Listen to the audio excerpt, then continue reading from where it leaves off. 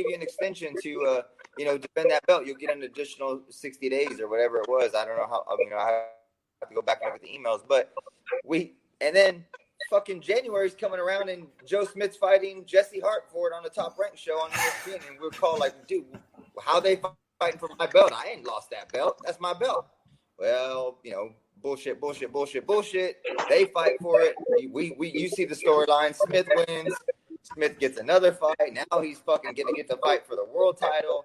And I'm sitting there going like, bitch, I never lost that title. It's a hard way. I came out, I put that on to get that fucking belt. It's tough. No one hears that side. Alfonso, nobody hears that side. Yeah. Nobody. They just sitting there going, I thought Alfonso was that. Well, he must didn't want to fight. Nah, man, get the fuck out of here, bro. People don't understand, man. Especially when you're an independent guy. It's your gambling, right? Your gamble is even more high stakes because you take the shot, you lose. Guess what they do? They open the back door. You step out to get some fresh air. Blam, the door shut. Or you win, and you win a lot because you can tell whoever stick it in their ass because I'm gonna do what I want to do. But yeah, the people don't understand all these parts, man. And now, like I'm saying now, the stakes are high for everybody because on top of everything else, on top of the monopolies, the COVID, the promoters fighting in-house, the fucking division's deep, man. It's killers every fucking way. Every fight's a real fight with everybody. Yeah. Anybody ranked, it's a real fight. Right. When I look at light heavyweight and I see a real fight. Yeah. When I look and see, I say Kovalev is still around and highly rated. And so is Jean Pascal. And you look at him and go, fuck, that's the body man? God damn. This shit is bad, bro. Who you got? That Alvarez kid, he can show up in it. That Joe Smith just beat. He showed up and beat Kovalev. Joe Smith's a bad motherfucker. Better BF. B-Ball's a boxing motherfucker. That Brown kid, the Hart kid, everybody's bad. And the thing about you guys is, from middleweight up, but especially like heavyweight, you motherfuckers is punching like heavyweights, man. So it's one shot done, over. No matter if you're winning or losing, one shot changes the whole fucking thing, man. That just now, as a fan, when I set myself outside of myself and I don't have my trainer's hat on or manager hat on, as a fan, I go, man, any light heavyweight fight I want to watch if it's on TV because no telling what's gonna happen in that fight, man. Because everybody's so skilled and evenly matched. Yeah, man. And we needed it. It's frustrating sometimes. And boxing needed it, man, because I can remember 2 years ago, maybe 3 years ago, about 2.5, 3 years ago, everyone was saying, man, boxing's dead. Boxing's dead. Ain't nothing going on in boxing. And they've been saying that my whole life. Yeah. And now it seems like every division's stacked from heavyweight all the way down. So it's good for the sport. It's a damn shame this whole COVID had to slow things down for us. But we'll see. It is a shame, but like this is to go back to it. The light heavyweight division, yes, every fight is a very difficult fight. The way any fighter takes a certain fight out of fighting anybody in the top 10 is going to have to be strategic on styles, and obviously, some of the guys that have contracts, it's going to be more about money. You know what I mean? They're going to kind of navigate their way around the money. And the heavyweight division is the same. Everybody's, there's a lot of legitimate guys out there. And then there's some young guys coming up in every one of those divisions that's, legitimate. I mean, if you look, there's probably a cruiserweight that can come up and fight with the heavies.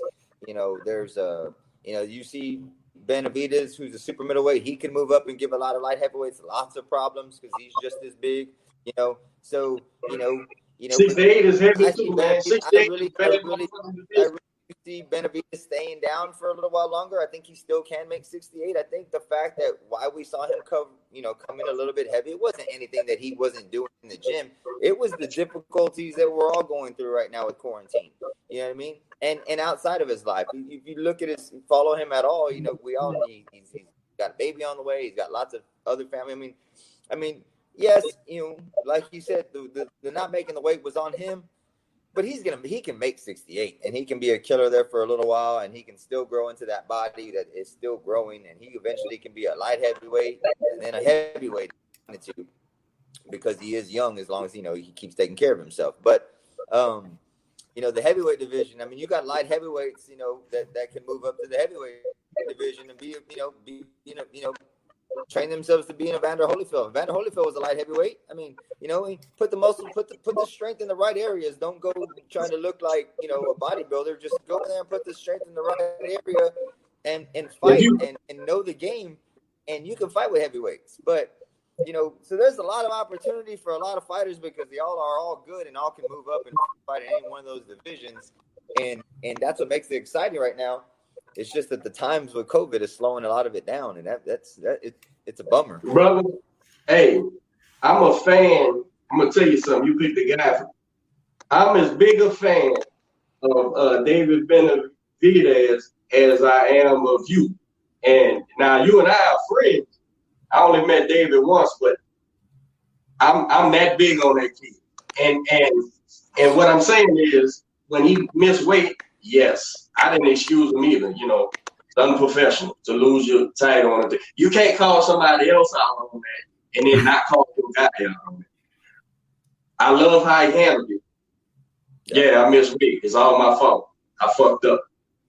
And then he went in there and fucking abused that dude. But here's the thing. That kid is fucking special. And I don't think people understand how special this fucking guy is. And it could blow up now. Don't get me wrong. I don't pick motherfuckers that say, he's gonna go to the moon and shit because anything can happen. But that fucking Benavidez kid. I'm gonna tell you something else, man. If a man's 6 foot, 6'1", he can fight in any division. If he's a boxing motherfucker, you're right. He can go to heavyweight.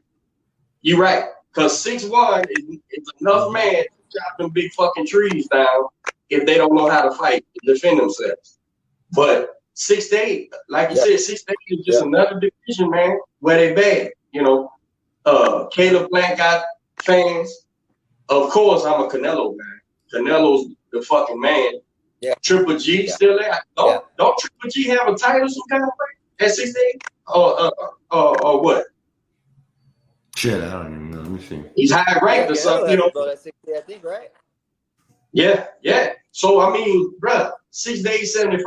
And I guarantee you, David Benavidez is going to be a light heavyweight in the next year or two. But I'm like you, he can make that 6 to 8 and unify everything, man. Man, boxing's deep, bro. When I look at 54, man, and see 7 dudes, you can lean one way or the other, but it's them motherfuckers to win. Welterweight, of course, is always competitive. Yeah. But yeah, man, you up there swimming with the sharks, man, 75. Everybody fight. 10 motherfuckers can fight.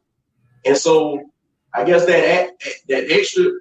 So do you look at being independent as a plus, or would you rather be in with a guy so you get that mix in with a promoter? What you rather?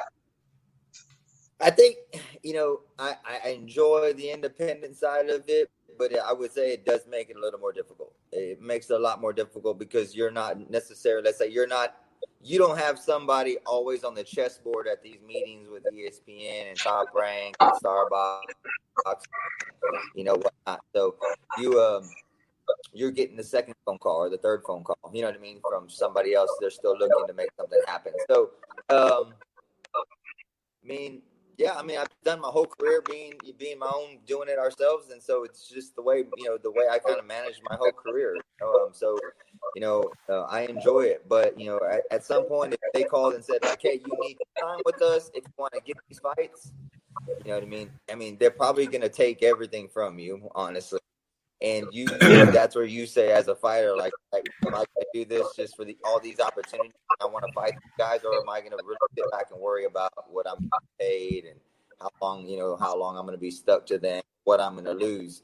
And it's a hard decision because it's still life and death for you. You know, you're going to be fighting killers, and is the reward really ever going to be worth it? Are you going to give up most of it, or are you going to be able to keep some of it? So it's kind of it's a tough decision. That's why you go to your family, you go to your team, and you just you make the best call on yourself. And a lot of people won't understand it, and everybody can say that they would have did it different. But at the end of the day, they're, like you said, they're not sitting there. They haven't been doing it for 20 plus years. You know what I mean? They don't understand everything that goes into these decisions and what all at the end of the day can happen to you fighting these guys that are legitimate big time killers. You know, at what division, it does it at any division, super middle, light heavy, the junior middles, all those guys are, I mean, any division you're in, there's a bunch of just straight up killers. And once you get to that, look at good. Once you get to that rare air too, meaning this is the decision right here. I'm taking my whole fucking career and we're putting it on this fight, right? That exists too. Independent of that. You gotta say you gotta weigh the fucking options. And it's not, like I say, I try to tell you, it's seldom about ducking people for fighting men. It's seldom about that shit. It's like, okay, this guy, we're gonna call him Willie Lump. Willie Lump is the fucking man. The promoters are behind him, the TV behind him. He can fight too. All right. This fucking $100,000. I'm betting my whole fucking career on this $100,000 because I'm getting to where I'm fucking. What's your record again? 32-3, huh? 32. Yep. So every shot matters. Every shot matters. Every shot is valuable. Every shot, well, some shots may not be valuable, so you don't take it. But once you get to that ranking, I guess you would say that top 10 ranking, man, shit is heavy, bro. Shit is heavy. You gambling everything on this shit, man. And the guys, and you gotta make what's wise for you, for your wife, your kids, your team. Everybody's future. That's a lot of pressure, man, going into a fight like this.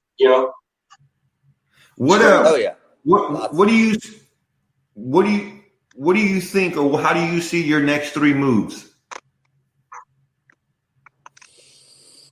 With right now where we're at, either my next move most likely is we got to try to fight within at least one time this year during this quarantine. So it's definitely a spot where we got to either promote one, and we got to get a guy here to get a fight in. That's got to be one. The next one is we got to try to bring a show immediately to Texas because the year is going to finish.